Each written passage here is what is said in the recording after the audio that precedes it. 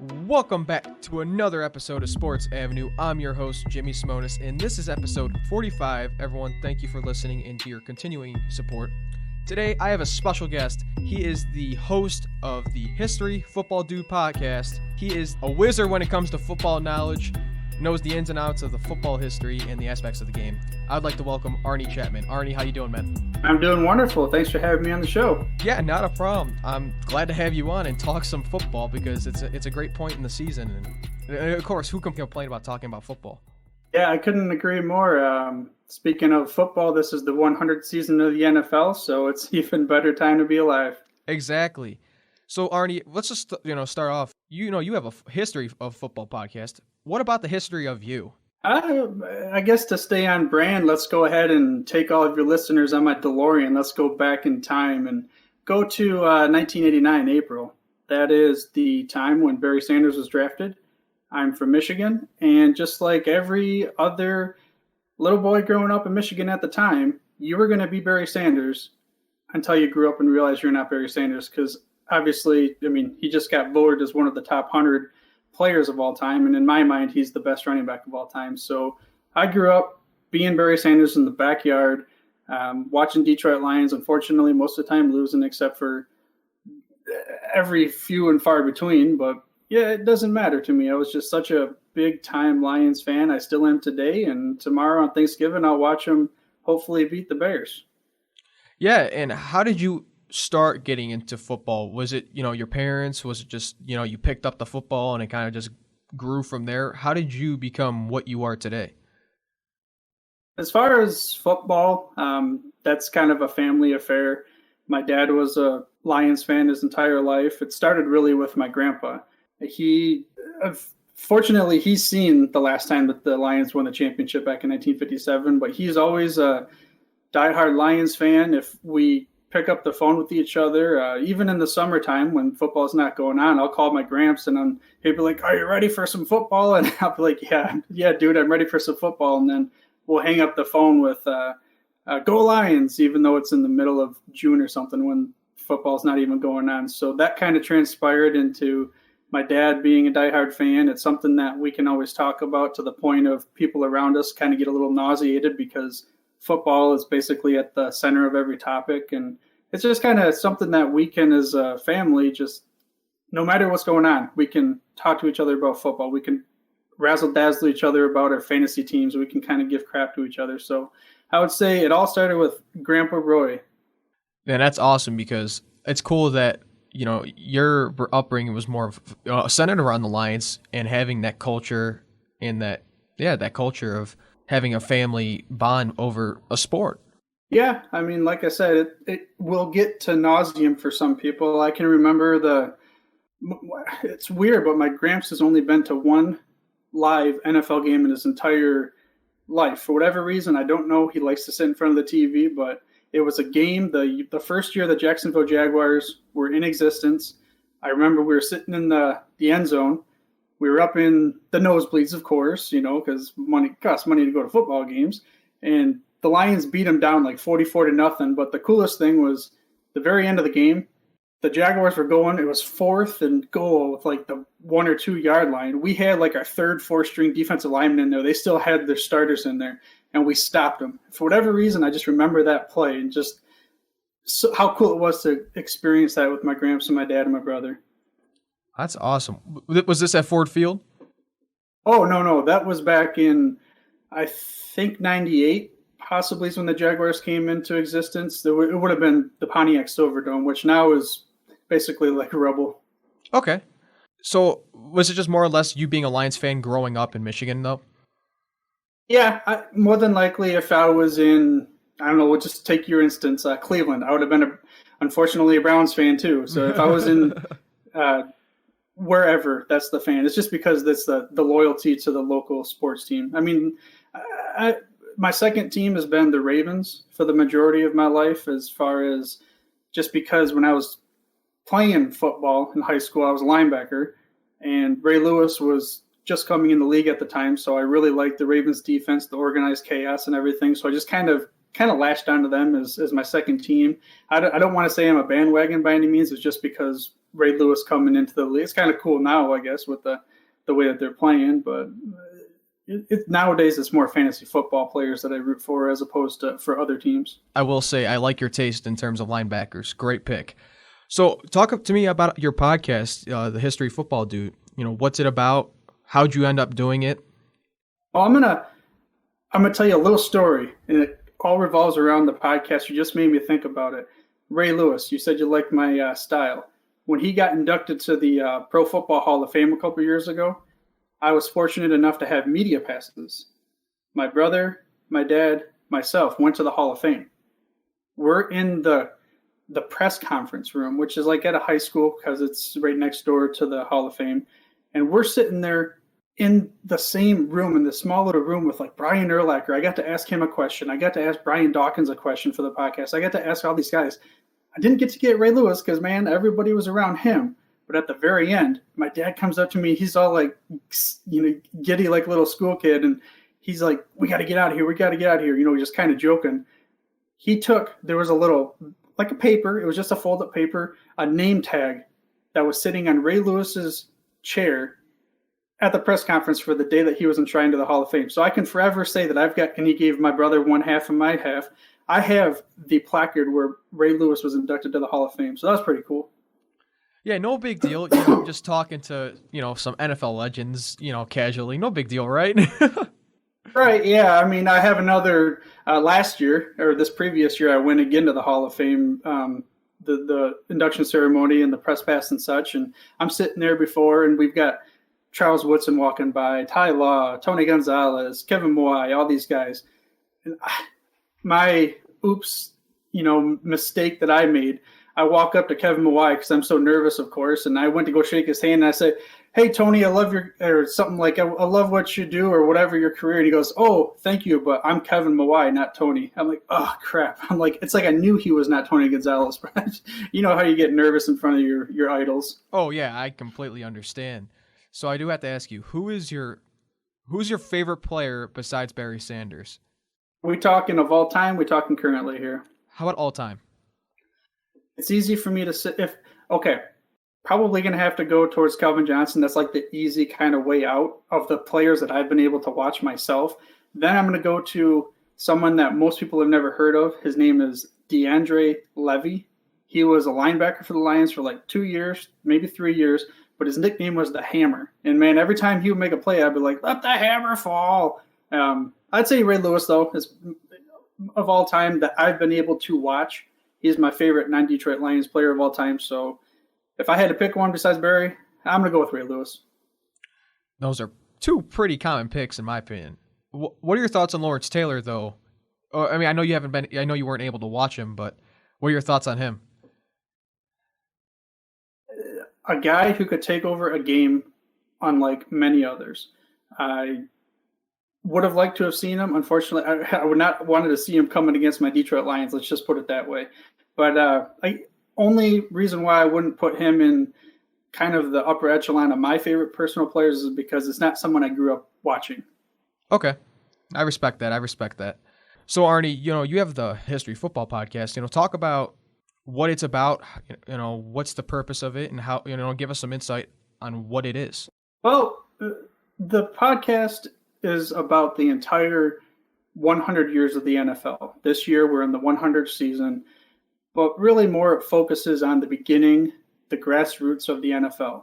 We're talking back in the 1920s, the 30s, and the 40s, when the league was in its infancy stages. It was trying to learn how to walk, and then it went from being this backwoods kind of second nature sport to overtaking professional baseball as the number one dominant sport in America. Because you and me right now, it's like, yeah, NFL is the number one. The highest revenues, it's got the highest market share, it has everything else. But back in the 20s, 30s, 40s, it was to the point where it almost got shut down. Like literally the entire league almost shut down probably 3, 4, 5 times. So I wanted to kind of go back, learn a little bit more about it. I've heard of guys like Jim Thorpe. I've heard of guys like Bronco Nagurski. I've heard of Red Grange, the Galloping Ghost. But I didn't know who they really were. So I started back in that time, and Walter Camp is the guy, the father of American football. He's the one that really helped build it. So I just started research in different ways. And now the show is about learning how the forefathers of the NFL created the league. So you and I can sit here today and we can watch ESPN, NFL Network, all these other things, and these billions of dollars that are generated from, I don't know how many teams it was, from a bunch of guys that were in Ralph Hayes' Hupmobile Auto Showroom in Canton, Ohio, back on September 17th of 1920 to start the NFL. That's the birth date of the NFL for you. And what would you say is the most interesting thing you've found over the time that you've started this podcast? Well, that'd be like asking one of the Duggars to tell you what their favorite kid is. You know, they've got so many of them, and so you can't really say it publicly. But as far as intriguing, interesting, one thing that just popped out, boom, right in my head. Back in 1943, the war is going on, World War II. The Pittsburgh Steelers and the Philadelphia Eagles, they were going to go out of business, both of them, because they're losing all these players. So they merged for one season, and they called themselves the Steagles. So I thought that was interesting, because I never knew that something like that had happened. And they even came into the league at the same time. As far as favorite interesting thing, for some reason I always go back to Bronco Nagurski and the real, true, original monster of the Midway. I don't know. To me, he was the original beast mode. Oh, definitely. Because I remember hearing stories about how dominant he was. He was a crazy good player. Because I know the NFL Network did a series where they had like their 100 players of all time, and they had like the snippets of each player on YouTube. And I remember I just kept on pressing, because I heard Red Grange, and I'm like, who's Red Grange? Then Don Hudson. I'm like, who's Don Hudson? And there's all these players that like I've never heard of, yet they were so fundamentally vital to how this game is today. I remember Dick Night Train Lane being one of those guys, and they're saying like he was just an absolute animal on the field, clotheslining guys, just terrorizing guys on the field. And I'm just sitting there like, that's crazy how the game has evolved from what it is, 180, 70 years ago to what it is now. And again, just those little snippets that I've learned. I've learned so much from the sport itself. Yeah, and it's not the same.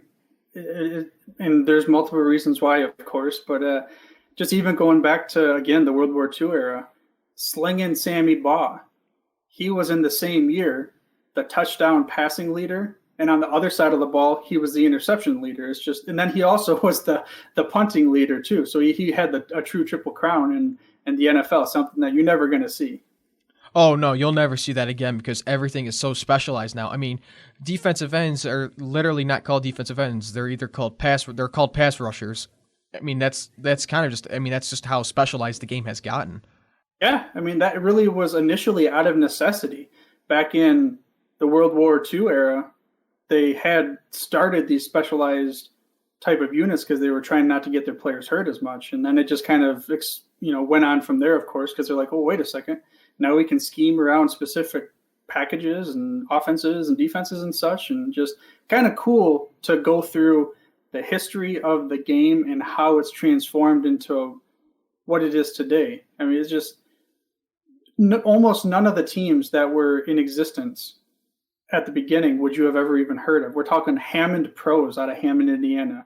The Akron Pros, they're another one. Akron, that's pretty close to where you're at and close to Canton, Ohio. But most of these guys, Rochester Jeffersons, are just all these different teams that no longer in existence that most people have never even heard of. So I'm just going to ask you, what is your favorite team that is not an active franchise today? I'm going to have to go with, I don't want to, the Canton Bulldogs were the initial thing that came into my head. The reason being is because of just how much that team meant to the league at the beginning. Ralph Hay, he was the owner at the time of the Bulldogs back in 1920, and he's the one that invited all the franchises to his. He owned this Hupmobile Auto Showroom. The Hupmobiles were their mains, but they had Jordans. They had a couple other types of cars. He brought them together, and he built the league.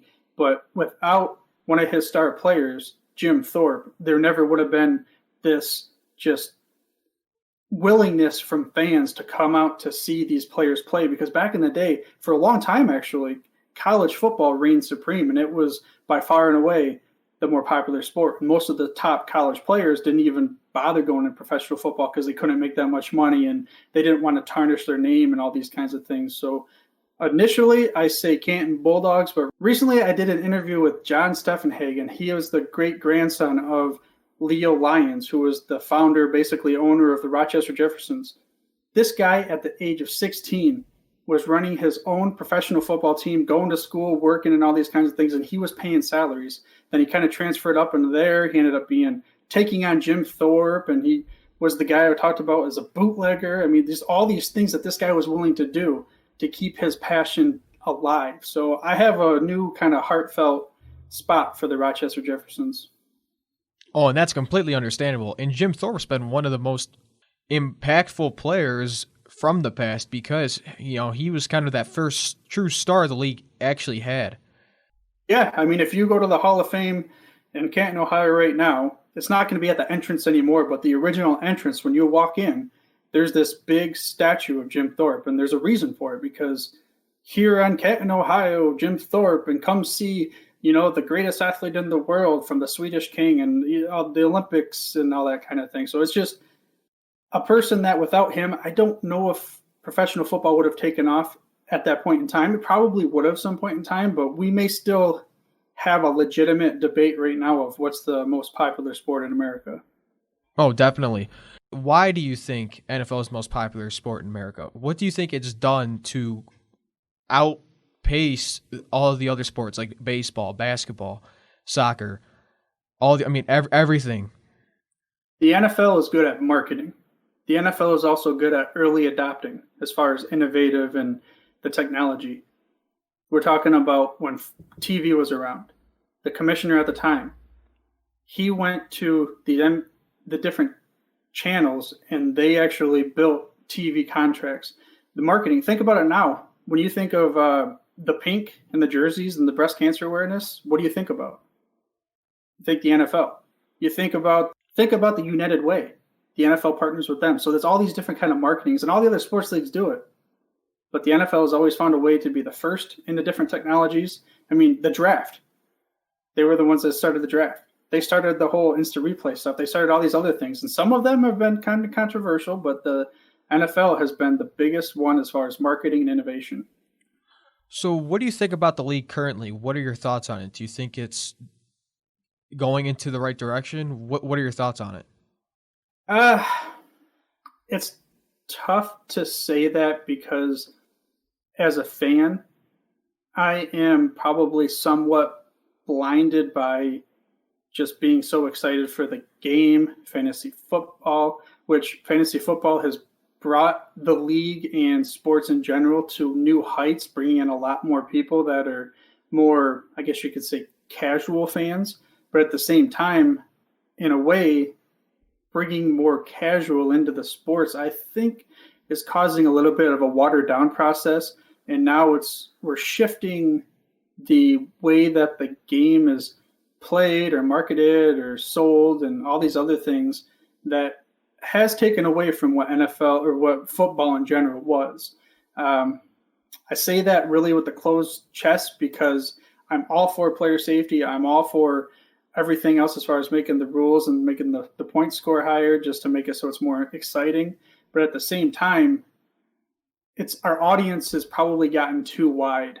We don't have that targeted niche audience of specific, battle warriors that we're going out to watch. So I don't want to say it's going in the wrong direction, though. That's the wrong way to put it. I mean, look at their valuations. The Cowboys I saw, they gained 11%. I think the average team, they gained 11% worth of valuations. But at what point in time does player salary and the amount that they're getting, I don't know when do we draw the line there? And what do you think is the future of the NFL going forward with the player safeties, with these controversial endings or controversial flags to games that do affect outcomes to the football game? What do you think happens with the NFL? How do they adjust to or adapt to become better off in the future in the long run?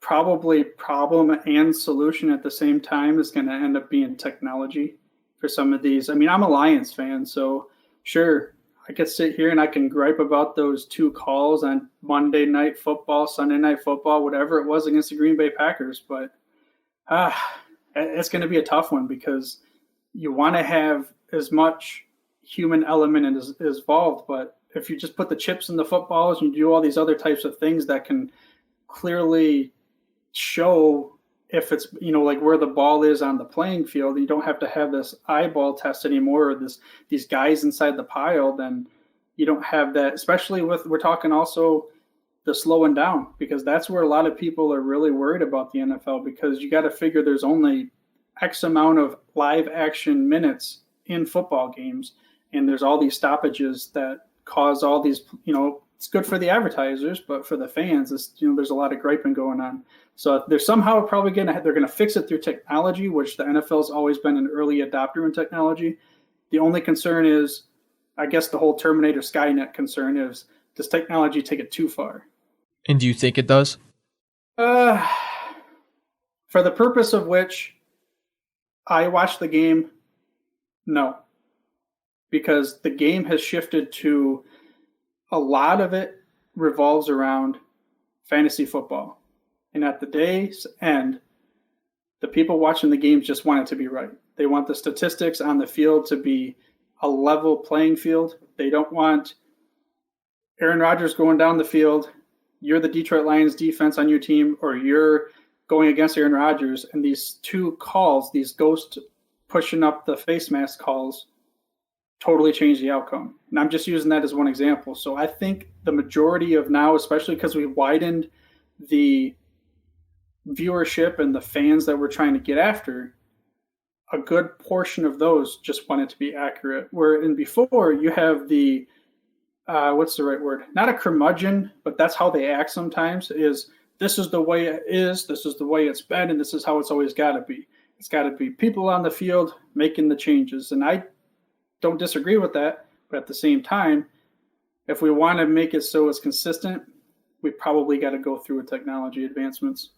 And growing up, what was the game like when you started growing up to where it is now? Because we all know now that it is more points, it's all about scoring, offensive minded, or offensive, it's more offensive heavy. Well, I grew up in a time when, again, going back, I grew up in the 90s, Barry Sanders. Running was still dominant. You had that one running back for a team that was just going to get 20, 25 carries. On the other side, talk about Thanksgivings through the 90s. We were spoiled. We had Barry Sanders, and then the afternoon game, we'd have Emmitt Smith. Now, of course, my personal biasness is I didn't think Emmitt Smith was nearly as good as Barry Sanders. However, that was just the way that the league was played. Free agency really made a big impact because they're in the early 90s with the whole Reggie White thing. It really made a significant shift as far as teams going from one season to the next, possibly totally shifting around. I mean, every year we see it, worst to first in every division. Every year or one division, there's some team that's going to start off at the bottom and they're going to show up the next year, which pains me to say, but this is why the Patriots, you got to give them such good credit, because in the era of free agency, how do you remain that good for that long? Yeah, and along with the fluctuation of having players go in and out, then developing players who necessarily might have not made another NFL team because of their lack of talent, or they don't pass the eye test. Like Julian Edelman probably doesn't go to another team and has the career he has just because when you look at him, you don't think Super Bowl MVP receiver. You think of a guy that might be a good special teams player or, a depth guy at most. Yeah, I mean, it's totally different. We talk about in the past working on for school. I'm using, it's like a fake marketing research, but it's based on what they're really trying to do now in the NFL. They used to have NFL Europe. It was a developmental league, so that even more players got a chance to, kind of get noticed throughout the summer. And I remember that. Didn't Kurt Warner play in that league? Yeah, when I was looking it up, it was Kurt Warner played there. Who was the other? There's another quarterback that I didn't realize. Rich Gannon, I think it was. Yeah, I believe. Yeah, like 3 or 4 Super Bowl winners actually played in NFL Europe. Yeah, it's crazy because I remember there was I'm trying to think, because I remember playing in Madden. There was like these teams were awful. There was like the Galaxy. Oh my gosh, these teams are like in my mind. I just can't think of them. But yeah, like I remember they tried this the developmental league, and actually that begs me to ask you another question. What do you think of the NFL going international? I like it as long as they find a way for the scheduling is one thing that's going to be worrisome, but at the same time, like I mentioned earlier, how the NFL is, I mean, it's a business at the end of the day, so they got to get as much revenue as they can. But now we're going to open up the type of fan that we're trying to bring in. Now it's a whole other culture. It's a culture that doesn't, for the most part, deal with American football, except for the diehards over there. Then we're going to try to open it up again. So slowly but surely, as with any time you expand, the beginning grassroots of what it was all about starts to kind of fade away. That's going to be where they got to make sure that they don't lose that original football, American football feel, because it's kind of where it's already starting to go. They keep making these different considerations to be able to get more and more fans and more revenue, but what does that do for the game in the long run? Definitely. What are some cities or locations you think the NFL would benefit from going to, like London or Mexico City? What do you think are some other potential destinations for franchises to play in? Well, I know they've wanted to go to China, but they've been throwing that on the table. They've been scrapping it. I don't know the whole reasons.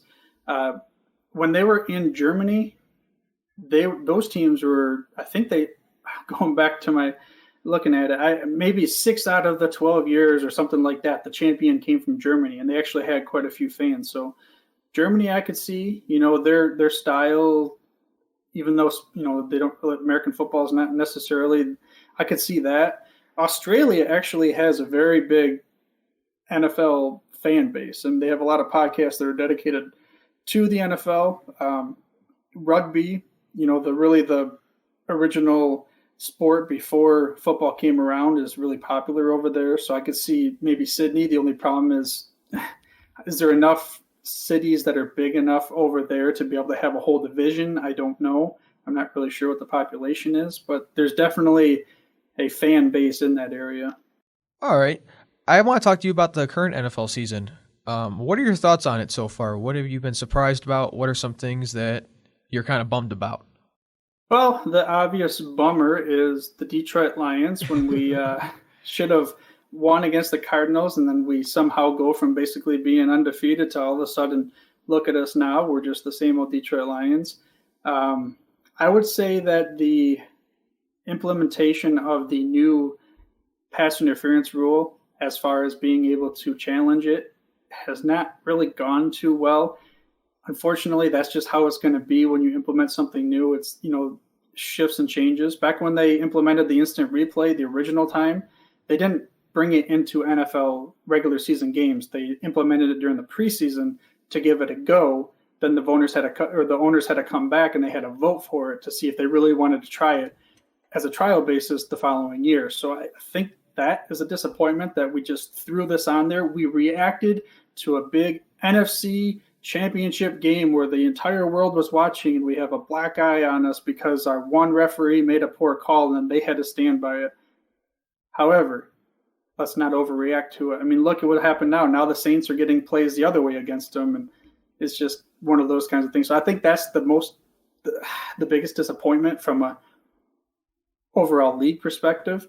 The coolest thing is Lamar Jackson. I mean, it's not to beat the same drum as everybody else, but to see someone that's totally different, that he was thrown away.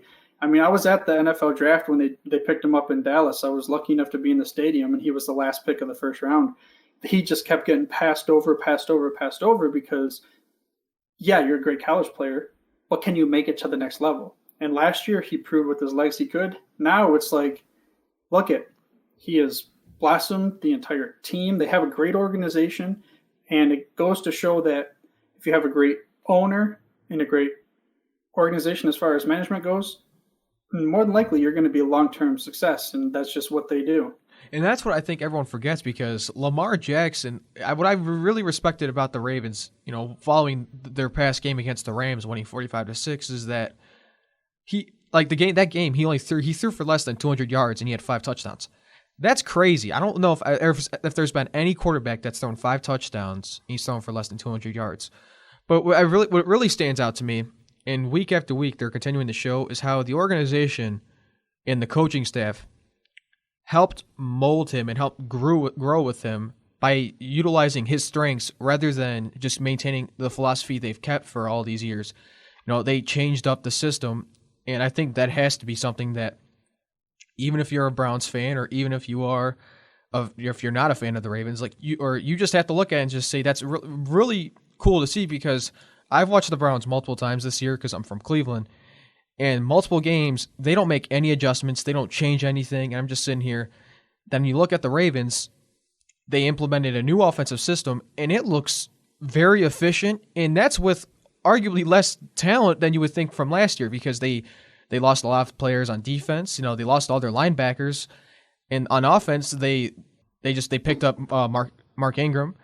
They lost Willie Snead. They lost Michael Crabtree. They lost a lot of guys they had from last year, and to be better and more improved than from last year, it's crazy, because it's something I commend the Ravens for, and because it's something that you don't see often, especially in the NFL, when you see a coaching staff implement the player strengths rather than they just base it on their own philosophy and utilizing their strengths. Because when you look at it and why the Patriots are so good, Belichick plays to each player's strengths rather than just, I have this philosophy that worked once before, we'll do it again. Yeah, it's just like any kind of business out there. The owners, the good ones, like Kraft, and I can't remember who the Ravens owner is. They put faith in their GMs and their coaches. They pick the right ones, and then they say, implement the strategy. Just go do what you got to do. Yeah, and I think it's very critical, because when you have, like you said, it's a business. If you have trust within your employees, they're going to get the job done for you because they trust you and you trust them.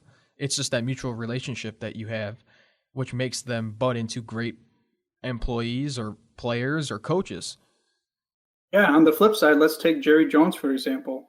There's a reason why the Cowboys, even though they've had one of the most on-paper talented teams oftentimes throughout the last decade or two, yet they're never able to go any further. You've got the owner on public TV after a hard-fought Patriots game where they almost beat them, talking about how we got to get rid of coaches and things like that. It's like, dude, do that inside the locker room. Do that inside the clubhouse.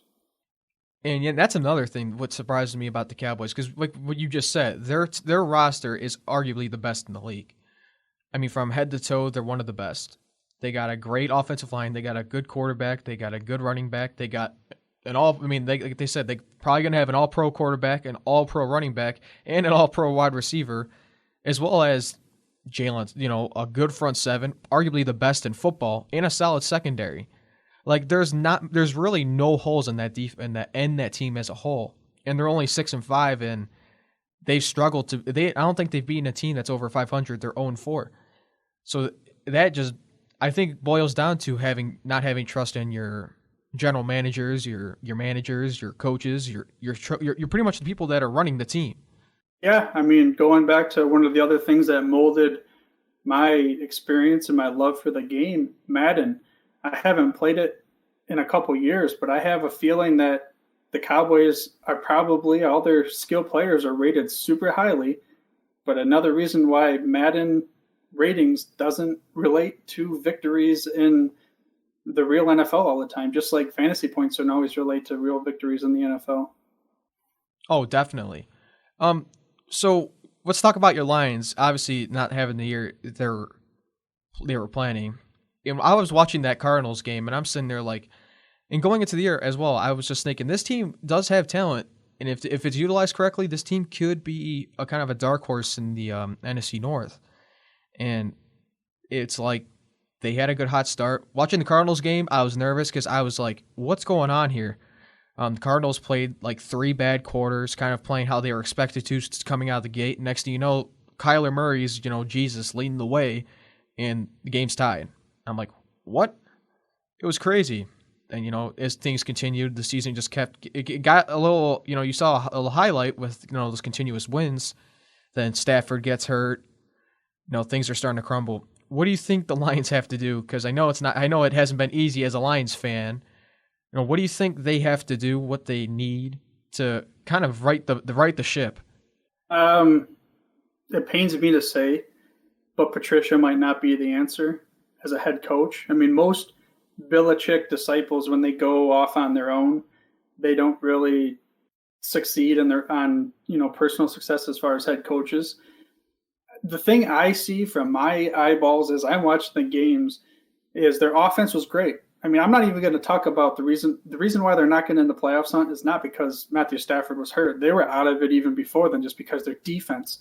And they sit back. The Cardinals game is the one that bothers me at the very beginning. They sit back. They're up on the scoreboard, whatever it was, 20 points or something, and going in the fourth quarter.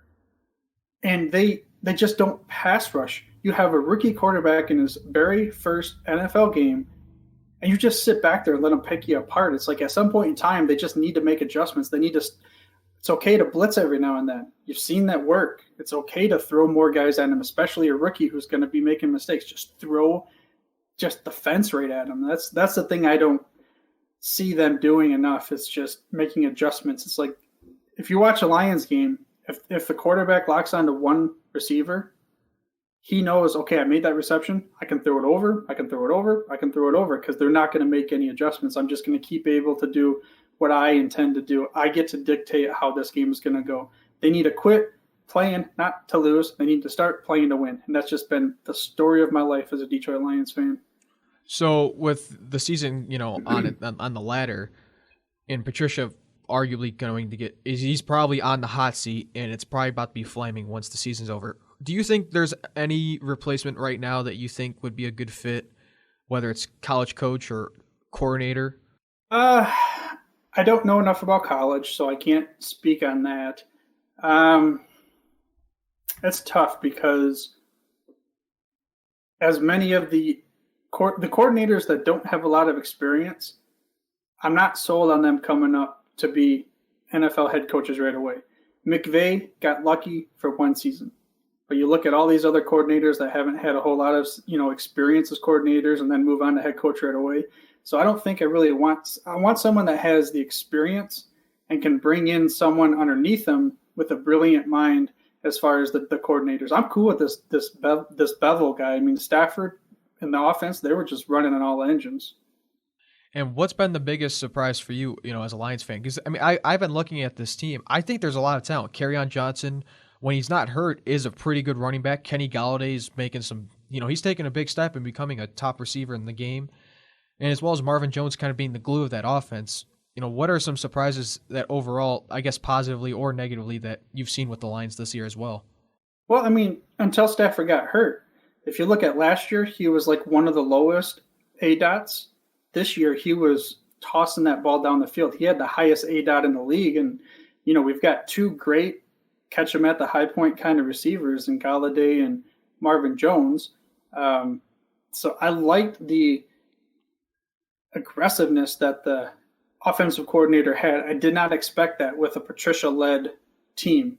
I just expected that we were going to be the ground and pound, and my defense will take care of everything. And obviously the defense hasn't taken care of everything, so that'd be my biggest surprise on the disappointment perspective. I didn't expect them to be this year's 49ers or Ravens or Steelers or something like that, but I didn't expect us to be the worst team in the league at rush defense, considering last year at the second half, we were maybe in the top 10. I don't know exactly where, but total points scored against, we were, I think, in the top 10 the second half of the year. And I remember with the Quandre Diggs getting traded, what were your thoughts on that? Because once he got traded before the deadline, it seemed like the locker room erupted almost because, I think they were more on the hot streak side of things, and they traded away a captain that was a safety. What were your thoughts on that trade? When I first saw it, I was disappointed because he's a fan favorite. I try to trust the process and try to trust the GMs as far as they have a long-term plan, just because the Patriots would have done the same thing. And the GM comes from the Patriots, the coach comes from the Patriots, but it's hard for me to really understand it because I don't think he was on his last year of the contract. So that wasn't a reason, try to get a pick back. He was hurt a little bit, but that wasn't really, it wasn't major hurt. We didn't get that much compensation back. So I'm having a hard time trying to put my whole equation together where it made sense in my head. And I'm gonna leave you with this last question. What is your favorite aspect of football, and why do you love it? Man, that's another one of those questions. To pick one favorite aspect, for me, it's the fact that no matter what is going on, football has been a part of my life from many different angles, and the passion and excitement that I get for the thought of a game coming on in a few hours is something that is very difficult to replace in the other parts of the world as far as, your business life and things like that for me. So the connection that one has to a specific team and the passion that I have for my Detroit Lions and then my fantasy teams is probably the coolest thing for me. That's awesome. And Arnie, I want to say thank you for joining the show. I greatly appreciate you taking the time to talk to me about sports because, again, I love talking football, and especially the history of football, because it's really unique and cool. So thank you. I agree. And if anybody wants to learn more about the history of the NFL, you can check out the Football History Dude on any of your podcast players, or even better yet, just go to thefootballhistorydude.com. Yeah, so everyone, make sure you check that out. He's got a lot of good content on there, and I definitely recommend anyone who wants to learn more about football, go to Arnie. He knows what he's doing. Everyone, thank you for listening. Thank you for your continuous support. I appreciate everyone that listens and continues to show support. Everyone, have a great holiday, have a great Thanksgiving, and don't forget the Roll for Sports starts here on Sports Avenue. Take care.